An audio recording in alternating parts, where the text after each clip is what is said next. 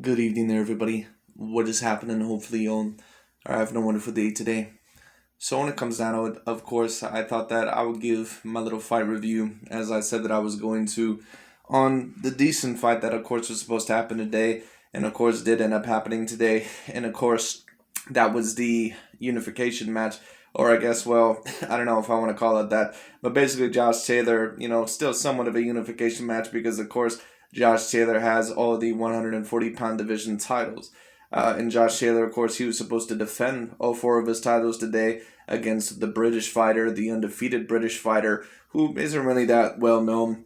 But when I did take a look at his highlights, I did think all in all, in a couple of his fights that I've seen the one overall that he had with Daves, I believe, or whatever that one British fighter was, the undefeated British fighter, I believe, before Josh Taylor ended up getting to him and knocking him out. So Jack Catterall overall, he does have a little bit of boxing pedigree. He is a person all in all that is not the worst boxer that I've ever seen. I just did not personally think that he was going to have enough to beat Josh Taylor. I did predict Josh Taylor to win more than likely by unanimous decision or maybe even possibly by knockout within about 7 to 9 rounds. And of course, I was a bit off in this prediction. Now, Josh Taylor, of course, he did end up getting the victory, but it ended up being a split decision victory. And I got to say, out of all the possible outcomes that I thought was going to happen today in Josh Taylor's favor, if you would have told me that he would have gotten knocked down once in this fight and also had a point deduction in one fight, and in my view, lost probably the majority of the rounds in this fight, or I'm not going to say the majority of the rounds, but lost a certain amount of the rounds in this fight, and that he still ended up somehow pulling off a split decision, I would have said all in all that does not seem very likely, but it is what it is. Listen, what I'll say is this, because of course there's a lot of people that are in an uproar saying that this was a complete robbery, and of course saying that Jack Catterall clearly should have won this fight. Listen, what I'll say is this. I'm not a person that just screams robbery, with any fight or anything like that. Would I say that this fight was a robbery?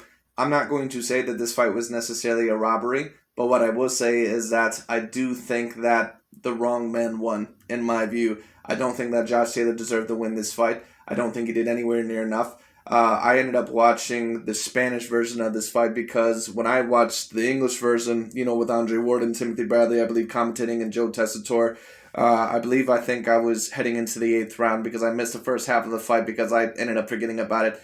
But when it came down to it, I just recently rewatched it. I watched the Spanish version, and I thought that the scorecard that they had, I thought that it was very, very decent. They pretty much had all the scores that I had for every single round. I think there's only a couple of rounds that I maybe disagreed with them. At the end of the day, I thought that it was a decently competitive fight. Maybe you can argue that it could have been a differential by 1 or 2 points. The referee, in my opinion, did not necessarily do the greatest of jobs in this fight in certain moments, but it is what it is. What I will say is this. Do I personally believe that Josh Taylor deserved to win this fight? No, I don't. I don't think all in all that he ended up winning this fight. To be honest with you, I'm a little bit, well, I'm not surprised overall that he ended up getting the decision because, of course, we know at the end of the day this is boxing. And I believe all in all that this fight ended up happening in Scotland.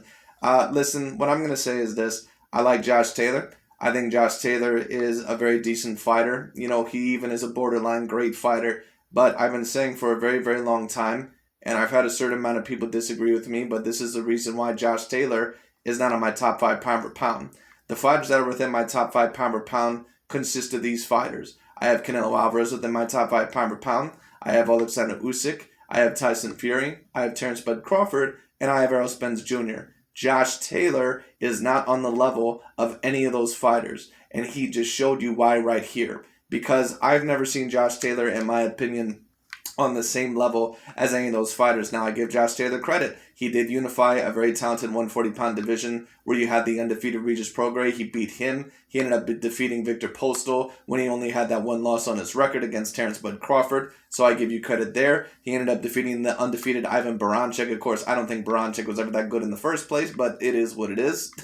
And then, of course, overall, he ended up defeating the undefeated Jose Ramirez. And now, of course, he has a win over the undefeated Jack Catterall. But if we really take a look at Josh Taylor, and this is the reason why he's not in my top 5 pound for pound, because I said for you to be within my top 5 pound for pound, I have to believe that not only you're a transcendent fighter within one weight class, but also possibly even a couple of weight classes, maybe even a few, to be within my top 5 pound per pound. Or say if you're a Tyson Fury, for example, or an Alexander Usyk, you're so dominant in that one weight class because you can't really move down or up in any weight divisions when it comes down to it, that you're clearly the most dominant one there, and you clearly have an A-grade skill set for that division. Josh Taylor, in my opinion, he's no Alexander Usyk. He's not a Tyson Fury. He's not a Canelo Alvarez. He's not a Terrence Crawford. He's not an Errol Spence Jr. He's not on those guys' level. I think all in all that he is a very special fighter.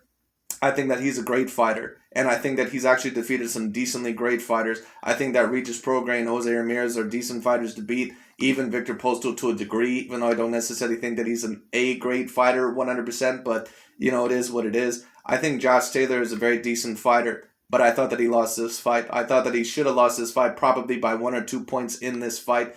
I'm a little bit surprised that it ended up going to him, but it is what it is. I'm not going to say that this is the biggest robbery that I've ever seen, but I'm going to say that Josh Taylor, in my view, he was very fortunate enough to get away with the decision here. And I like Josh Taylor. I think that he's a very decently skilled fighter. But just to talk about his future, first of all, if a rematch were to happen, who would I bet on? I probably would bet on Josh Taylor because I think more than likely that he would probably adapt a little bit better. And it's not that Jack Catterall is a bad boxer. He's not a bad boxer by any means. I just don't think that he has what it takes necessarily to defeat some of the other very decent A-grade boxers. Now, I do think that he won this fight today against that of Josh Taylor, but when I just take a look at him, he doesn't really look good to me as someone that is necessarily going to beat the creme de la creme fighters. If Gervonta Tank Davis moves up to 140 pounds, do I really see Jack Catterall beating Gervonta Tank Davis? I'm not really too sure about that. Would I see Jack Catterall 100% defeating a Jose Ramirez or Regis Prograis?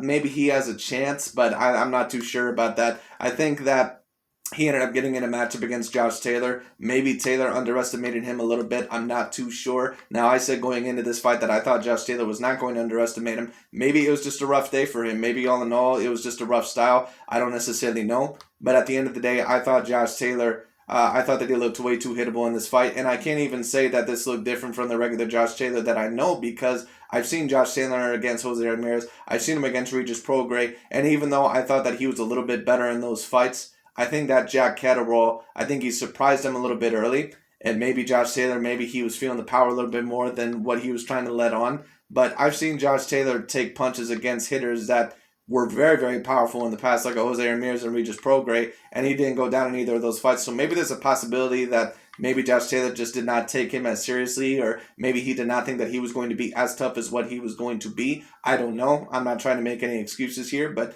maybe that's a possibility. I don't know. But it's just interesting because Josh Taylor, in my view, he clearly is one of the top 10 pound-per-pound fighters in the world. But there's a reason, like I said, why a certain amount of these channels, like that of the LDBC or new media channels, they gas up Josh Taylor to a degree more than any other possible Caucasian fighter out there. And the reason why that is because they don't like Tyson Fury, they don't like Alexander Usyk, they don't like Canelo Alvarez, if you count him as a Caucasian fighter. Now, of course, he is a Mexican fighter, Mr. Canelo Alvarez, but a lot of them count him as Caucasian because of his complexion. And it's clear that Canelo, he does have some Caucasian roots somewhere. But when it comes down at the end of the day, there's a reason why they don't like those fighters. The reason why that is because you can debate any single one of those fighters within the top 5 pound per pound and the best overall possibly in the world, in my view, or at least all in all, clearly the best of their division, undisputably. When it comes down to when you talk about Alexander Usyk, they don't usually gas him up. When they talk about Tyson Fury, they didn't usually gas him up until they thought Deontay Wilder was going to beat him. But then once Tyson Fury beat him, all of a sudden they tried to tear him down almost every single day from then. Josh Taylor, the reason why they gas him up so much, and it's not that, he's not a great fighter. He is a decently great fighter. But why did they put Josh Taylor on their pound-for-pound list instead of Fury, Usyk, or Canelo Alvarez? Reason why that is so if Terrence Crawford beats Josh Taylor, or someone like an Errol Spence Jr., if Josh Taylor moves up a weight class, and if they look so dominant against him, they can say, wow, that fighter, they just beat a clear top 5 pound-for-pound fighter. I have to put Terrence Crawford or Errol Spence as the clear number 1 pound-for-pound fighter. That's the reason why they talk about Josh Taylor the way that they do, so much more differently compared to other Caucasian fighters. That is the main reason why. Don't get me wrong, Josh Taylor is a very decent fighter. But this is proof overall, basically what I was saying, he is not a top 5 pound per pound fighter. He's a very decent fighter. He's even a borderline great fighter. And if he were to retire today, in my opinion, he would be a Hall of Famer because of the belts that he has been able to win within such a short amount of time. But at the end of the day, do I see him beating a Terrence Crawford? Do I see him being an Errol Spence Jr.? No, I do not. I don't even think those fights would even be competitive. I don't even think those fights would be competitive. I think that if you were to face Terrence Bud Crawford, he probably would get knocked out within about 7 to 9 rounds, and he'd be lucky even to last that long. If he fought Gervonta Tank Davis after the way that he fought tonight, he'd be lucky to possibly even beat him. Now, of course, Gervonta Tank Davis, he is, in my opinion, a creme de la creme fighter. He is a fighter that, in my view, is someone that is very decently powerful, someone that has a great amount of boxing skills. But, the only reason why Josh Taylor, in my view, would have a decent chance is because of that size and the power and the skills that he possesses. Because Josh Taylor would be decently lengthier overall than that of a Gervonta Tank Davis, maybe even a little bit bigger in terms of stature. And I'm talking about weight, because Gervonta Tank Davis, yes, he's shorter, but he's kind of like Canelo. He's on the shorter side for some of those higher weight classes, but he can handle some of the higher weight classes because he has a very decent chin, and he's a very built big guy, so he can handle the power and give the power to a lot of people. So overall, it's going to be a little bit easier for him than some of the other fighters around him, possibly. So it is what it is, such as like an Araceli Lara, who maybe would not be able to move up as much as him. Maybe some fighters like, Jamal Charlo or David Benavidez, they can kind of move up to the higher weight classes because they're similar in stature to a Canelo. But other fighters, maybe not so much. But anyways, when it comes down to it, I'm going to be very interested to see where Josh Taylor goes from here. I would like to see a Gervonta Tank Davis fight. A Jack Catterall rematch would be interesting, but I just don't think we're going to see it. Josh Taylor doesn't sound too interested in it. And to be honest with you, I don't know if he would want to take that risk. So it is what it is. So we'll see all in all what happens. This is not me trying to hate on Josh Taylor at all, but this is just me stating my opinion.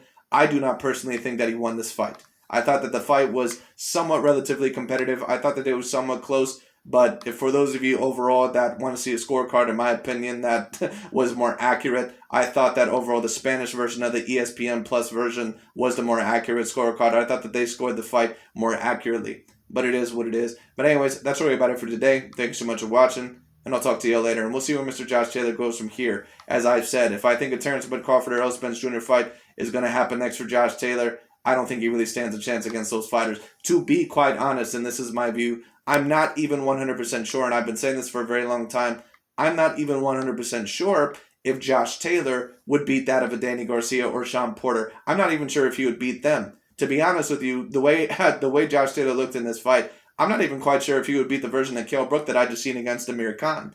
It just is what it is. And that's why, in my opinion, Josh Taylor cannot be a top 10, cannot be a top 5 pound-for-pound fighter. He is within my top 10 because of the opponents that he has beaten. And because overall, I do think he is a very highly skilled fighter. But would I put him as an A-plus fighter? No, I would not. I would not. So it is what it is. But anyways, that's really about it for today. Thanks so much for watching. And I'll talk to you all later. And we'll see where Mr. Josh Taylor goes from here. But it'll be very, very interesting. But anyways, that's really about it for today. Thanks so much for watching. I'll talk to you all later.